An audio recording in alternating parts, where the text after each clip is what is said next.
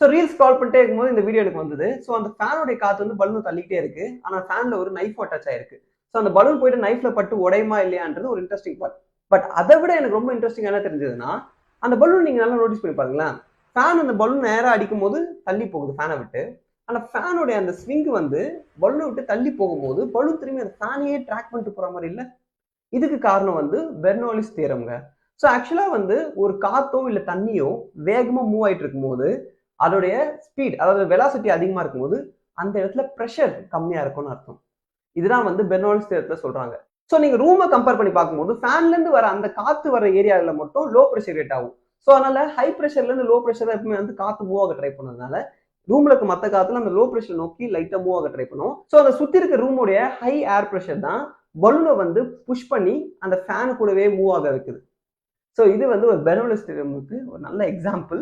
அந்த வீடியோ இன்ட்ரெஸ்டிங்கா இருந்துச்சு. ஸோ இது போல ரொம்ப இன்ட்ரெஸ்டிங்கான சயின்டிஃபிக் எக்ஸ்பிளனேஷன்ஸுக்கு நம்ம ENS சேனலை மறக்காம ஃபாலோ பண்ணுங்க. தேங்க்யூ.